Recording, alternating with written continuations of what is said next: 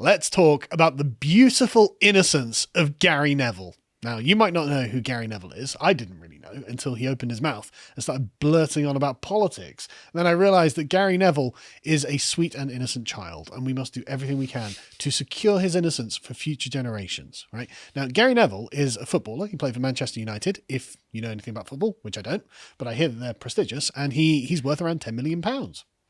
Okay. Rich, famous footballer. One of these millionaires and billionaires. One of the millionaires and billionaires. Only at 46 as well, so he's doing great. And his star sign is an Aquarius, apparently. But he got really mad. He got really mad because of the footballs, the sports ball game. And he got really mad at Boris Johnson. And there are lots of reasons to be mad at Boris Johnson, but promoting racism actually isn't one of those reasons. He accused Boris Johnson of promoting racism because he condemned the abuse directed at England players. Not sure how that follows. But Boris Johnson says racism bad. Man, you're promoting racism. Yes. Okay. How does he word himself into that? Does he explain? Well, he's a footballer, not a thinker. He said Boris said the England team deserve to be lauded as heroes, not racially abused, and so he said, so when we get racist abuse at the end of a football match, at the end of a tournament, I expect it. Unfortunately, because it exists and it's actually promoted by the Prime Minister. What? Good job, Gary. He says, I knew the minute that Biaku, Saka, Rashford and Sancho missed that night, I knew we would be waking up this morning to headlines of racist abuse. Stop there, Gary. Who writes the headlines? Have you considered, Gary, that perhaps you're being puppeteered somewhat by the headline writers? Perhaps the fact that the excessive, unbelievable focus on race and what's being said on the interwebs, random Twitter accounts, is being ginned up to control you, to control the way that you think, to make you think that this is a much bigger problem than it actually is.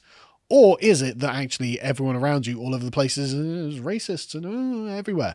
The walls are closing in.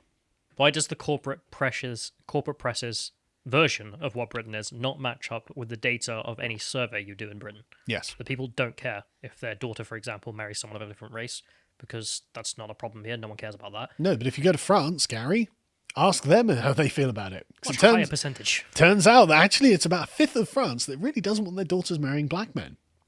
Seems pretty racist to me.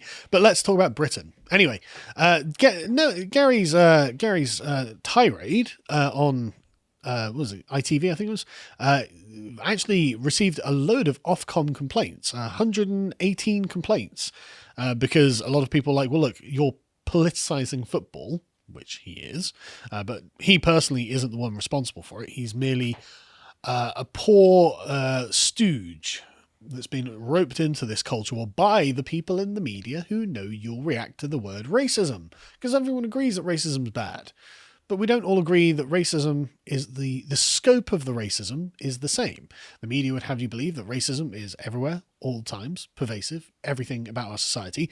I would suggest that it's actually a really small minority of just dickheads on the internet. Which is what the data says as well. Well, yeah, we'll get to the data in a minute, but then you got people complaining and being mean to Gary Neville, which I don't be mean to Gary Neville on the internet. That's not very nice. Gary's new to all of this. It's a precious child. Yeah, he is. And here we get to see his beautiful innocence. So people have been trolling him on Twitter saying, leave Boris alone. And he said that he will once he's replaced with someone competent who doesn't lie.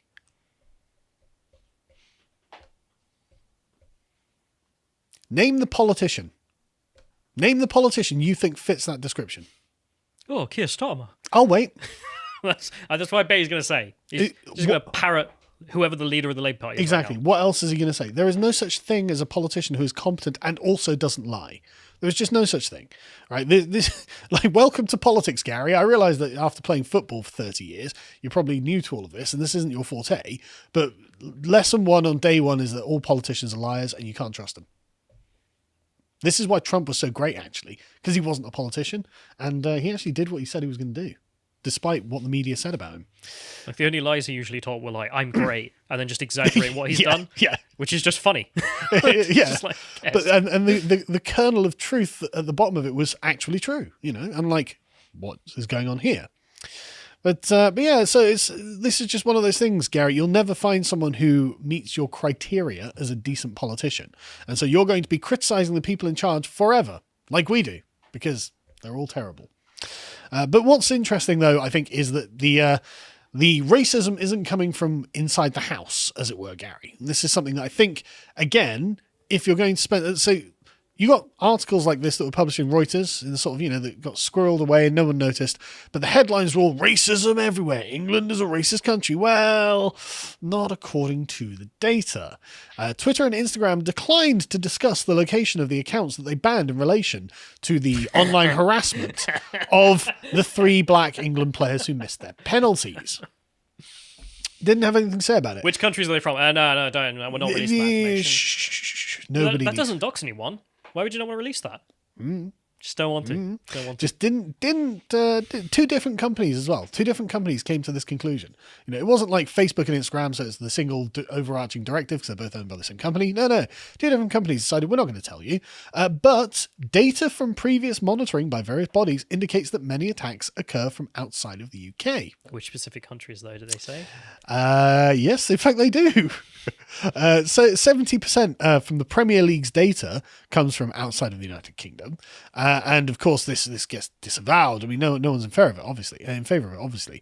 But Foreigners be foreigners. Well, they know that you react to this, and that's the thing about trolling. All trolling is based on your reaction. If you don't react, and this is a time-honoured truism of the internet, if you don't react to it, the trolls don't bother, because the point is to get you riled up. But anyway, the FAIR Network, who monitor and campaign against racism and discrimination in football, say the abuse is global, with accounts from Indonesia to Argentina levelling racism and homophobia at players. The biggest number of discriminatory posts appear in French and Spanish. Is that North FC, is it, Gary? Is that the English working class? Are they big on speaking French and Spanish, are they?